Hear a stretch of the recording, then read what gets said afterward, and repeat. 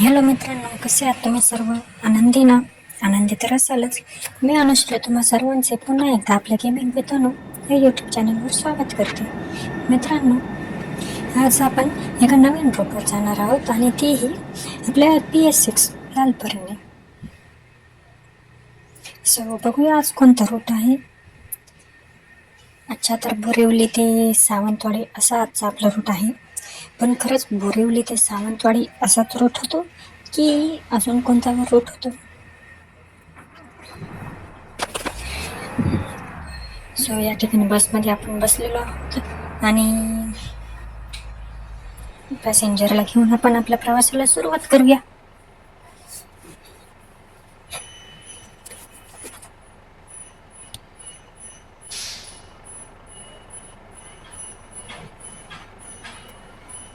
हे बघा, ते नेमकं कोणते काय कंट्रोल आहे ते माहिती नव्हते आपल्याला, म्हणून आज तिने ओपन करून दिले. म्हटलं नेमकं काय आहे ते सुद्धा माहिती असणे गरजेचे आहे ना.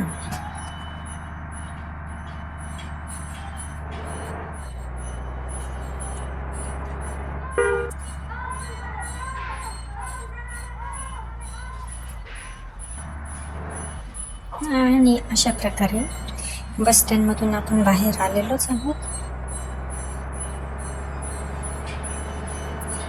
वरती जो पूल दिसतोय ना, तो आय थिंक मेट्रोचा पूल आहे बहुतेक. मला कन्फर्म माहिती नाही आहे, पण माझ्या अंदाजानुसार तो वरचा पूल आहे तो मेट्रोचाच आहे. म्हणजे खरोखर बोरिवलीमधून निघालो आहोत की काही असेच वाटून राहिले मला तर. आणि बघूया रोड वगैरे कसं असेल. आणि ॲक्च्युली मागच्या वेळेस आपली बोरिवली ते सावंतवाडी अशी ट्रिप झाली होती, तीही सेम अशाच पद्धतीने होती. म्हणजे जे रूट होता ना तो मधला, तर तो सेम कोकण एरिया होता. त्यामध्ये काही असे दुसरे वाटलेच नाही की खरंच आपण तो रूट करत आहोत की नाही. सेम बाजूने कोकण म्हणजे समुद्रकिनारा, त्याच्यात शेजारी रस्ता, वरून एकदम हिरवीगार झाडी. सिग्नल लागलेलाच आहे आणि सिग्नल लागल्यानंतर आपलं सर्वात महत्त्वाचं काम ते म्हणजे सीट ॲडजस्टमेंट करून घेणे. कारण की तुम्हाला माझा प्रॉब्लेम माहितीच आहे, व्यवस्थित रस्ता दिसत नाही ॲक्च्युली.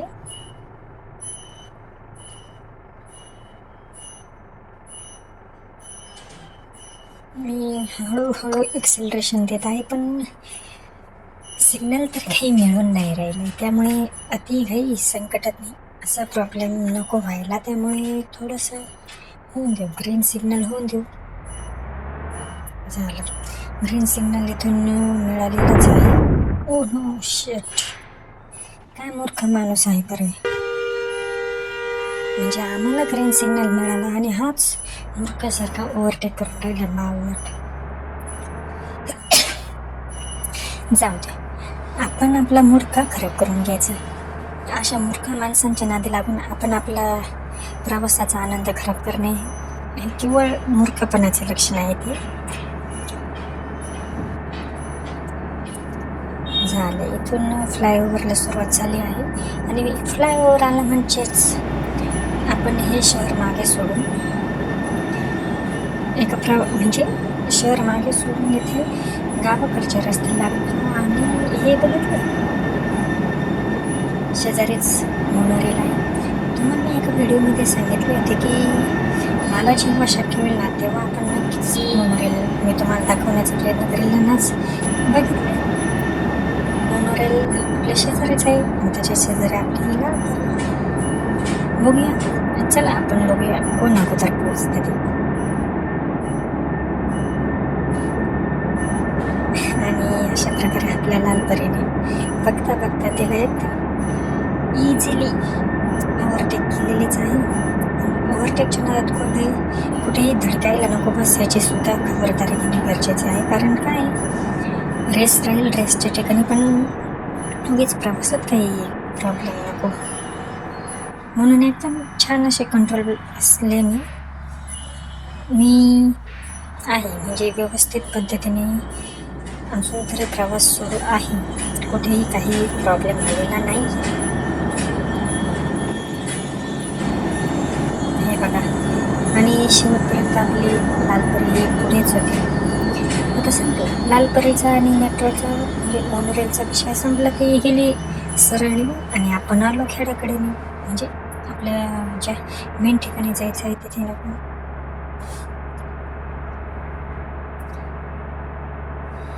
आणि आपल्याला शक्यतो आता शहराबाहेर पडलो आहोत, त्यामुळे मी आता काही सिग्नल वगैरे पाळत नाही बसणार आहे. कारण जोपर्यंत शहरात होतो आपण तोपर्यंतच खरे सिग्नल पाळायचे होते, कारण फाईन नको बसायला.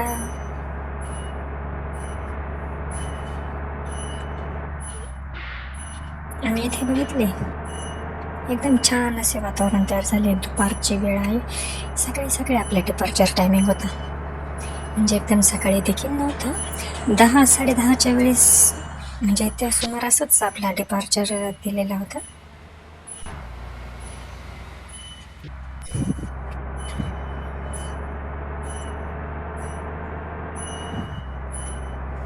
या ठिकाणी बघा एकदम हिरवेगार असे रस्ते सुरू झालेलेच आहे. बघूया आता हे हिरवेगार रस्ते शेवटपर्यंत असतात की मध्येच आपली साथ सोडून देतात.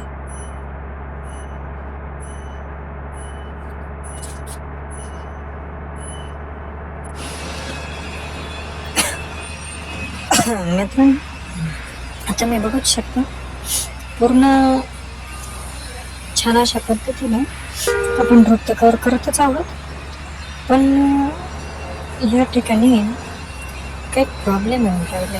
म्हणजे गेममध्ये नाही येते, ट्रॅफिकमध्ये म्हणते मी, की हे जे आहे ना कारवाले, ते आपल्याला म्हणजे नेमकं त्यांना बसवाले म्हणजे काय हेच समजून नाही राहिले. बसवाल्यांना ते काय समजून राहिले मला तर आता खरंच तेच समजून नाही राहिले. कारण एवढं त्यांना फ्लॅश लाईट देत तरीही अजिबात ओव्हरटेक करून नाही देते. उलट मुद्दामून आपल्या कारसमोर आपल्या बससमोर हळूहळू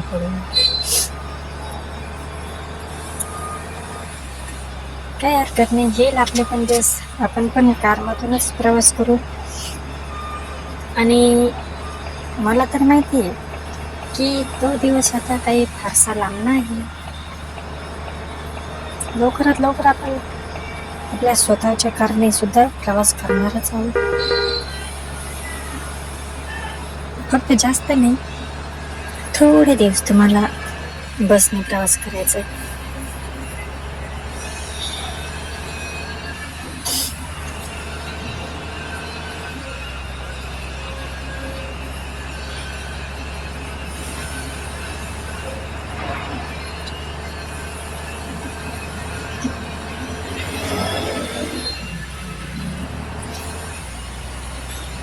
ट्रॅफिक सुद्धा भरपूर आहे, कारण काय आता जसं दिवस पुढे जात राहील ना, गावाकडे कसे सिंगल लेन रोड राहतो तो तर विषय वेगळाच आहे नाही का. पण अजून एक त्याच्यात भर म्हणजे या ठिकाणावरून म्हणजे हा रहदारीचा रस्ता आहे ना, आणि कसे आता ड्युटी वगैरे किंवा काही हाफ डे वगैरे दुपारचं भर टायमिंग आहे ना,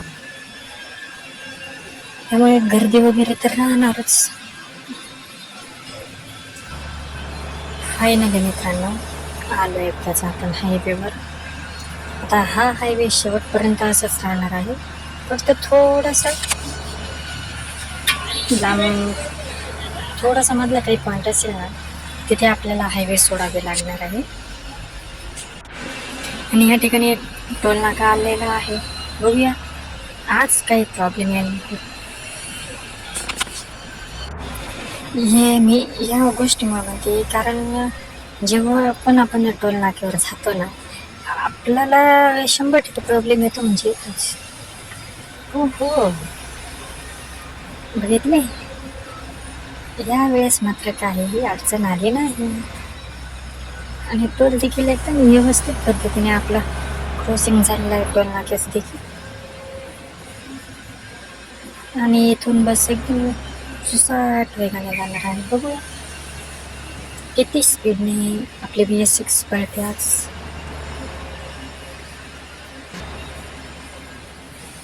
ॲक्च्युली हा रस्ता आहे ना, म्हणजे असं मिक्स झालेला आहे. काही ठिकाणी एकदम असं खेळात आहे, म्हणजे विलेज टाईप.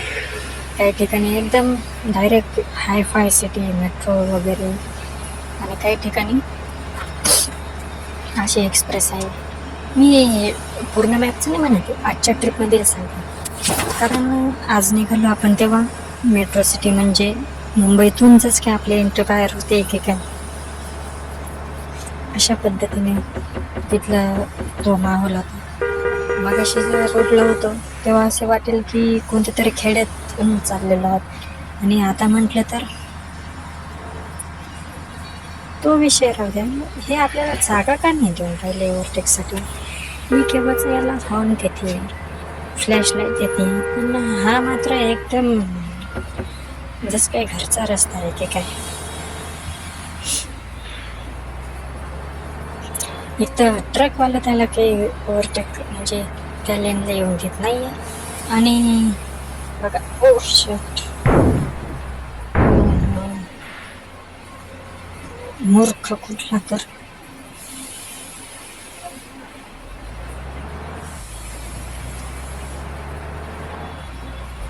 जाऊ देतो, काही नाही, थोडासा डेंट आलेला आहे. बाकी हे बघा, इथे छान कोणते तरी डॅम आहे, शेजारीच पाणी आहे आणि त्याच्या शेजारून चाललेली आपली लाल बस.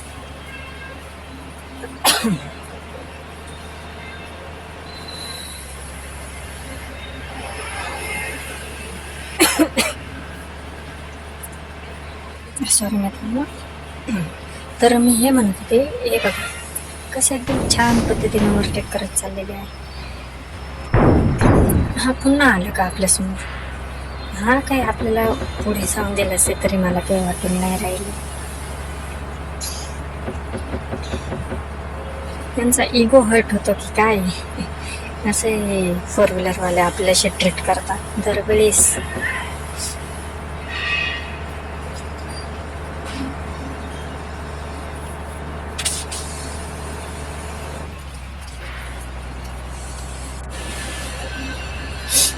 इथून छान पद्धतीने ओव्हरटेकिंग होणार आहे आता.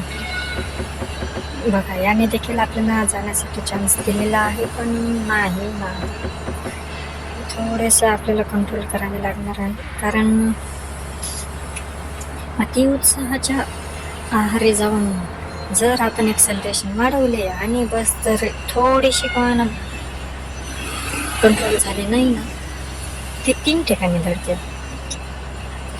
मुळात म्हणजे अगोदर जर डिवायडरला जर धडकली, आपण डिवायडरला धडकू नये म्हणून थोडंसं लेफ्ट साईडला स्टेअरिंग करू.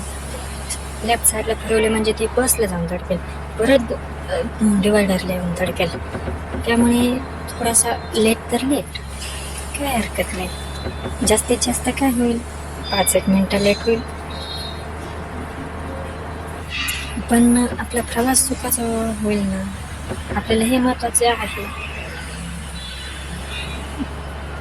बापरे, मी तर घाबरल्याचं ते म्हटलं बस पलटी होते की काय,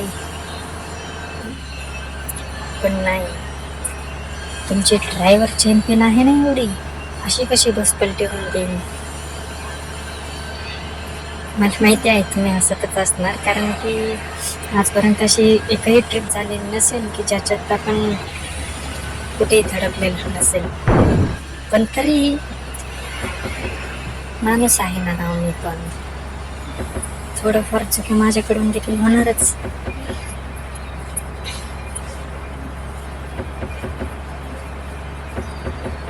पण हळूहळू सराव करून राहिले ना, त्यामुळे मी काही जास्त बडेजावपणा नाही करून सांगत आहे किंवा स्वतःचंच कौतुक नाही करत आहे, पण फक्त एवढेच सांगते की कंट्रोल करू शकते आत मी, बस जास्त नाही, पण थोडीफार काय ना, 100% मधून 10% तर होतच असेल की नाही. काय वाटते तुम्हाला. हे बघा, छान असा व्ह्यू आहे बाहेरून. खाली कोणती तरी नदी आहे, पण ॲक्च्युली काय आहे सध्या आहे ना, म्हणजे ॲनिमल बायपास म्हणजे खालून ॲनिमल जातील आणि वरून रोड आहे, जसे की आपल्या समृद्धी महामार्गाला आहे बघा, अक्षरशः त्याचप्रमाणे येथे देखील आहे. पण नदीसुद्धा होती, पण आता कसे उन्हाळा लागत आहे त्यामुळे नद्यांमधील पाणी देखील आटत चालले आहे. अक्षरशः असेल तर फार असं एखाद्या छोट्याशा ठिकाणी तळे वगैरे साचलेले असेल, पण तेच आपण पावसाळ्यात आलो ना तर मात्र एकदम फुल नदी पाण्याने भरलेली असेल.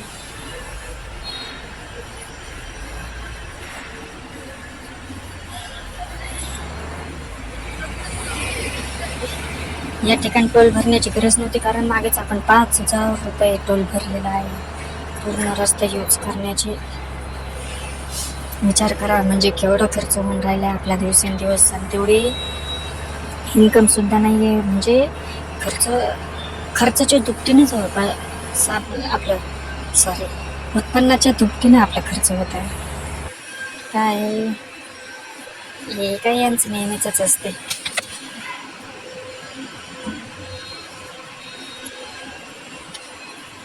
त्यामुळे इग्नोर करत नाही.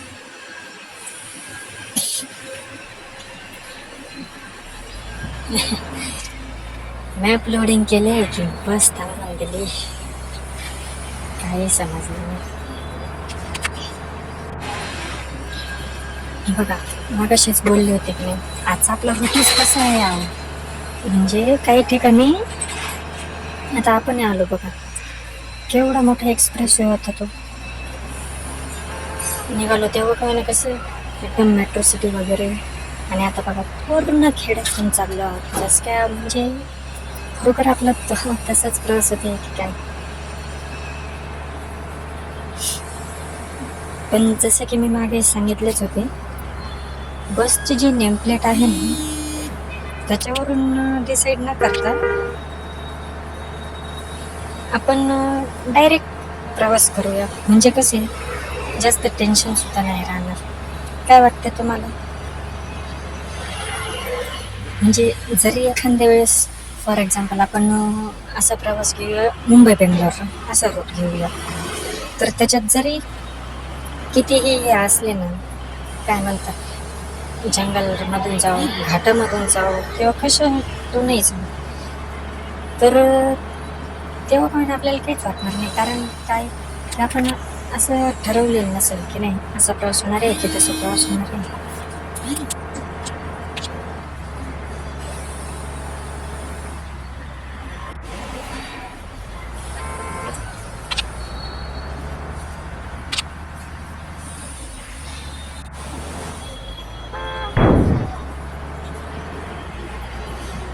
मित्रांनो, प्रवास तर आपला संपत आलेलाच आहे. आता काय जास्तीत जास्त थोडेसे 30 किलोमीटर अंतर उरले असेल, तर उरलेले अंतर मी आज कोणते म्युझिक नाही लावणार. तुम्ही आजचे हा जो प्रवास आहे ना, फक्त गाडीचं जे बाहेरचा व्ह्यू म्हणा किंवा गाडीचा जो आवाज आहे ना, त्या याच्यात एन्जॉय करावा असं मला वाटते. मी तुम्हाला भेटेल पुन्हा एकदा नवीन व्हिडिओमध्ये. तोपर्यंत आपला उरलेला प्रवास तर एन्जॉय कराच, आणि आजची ट्रिप आवडली असेल आणि व्ह्यू आवडला असेल तर व्हिडिओ नक्कीच लाईक करा. मी तुम्हाला भेटेल पुन्हा एकदा नवीन व्हिडिओमध्ये. तोपर्यंत बाय बाय.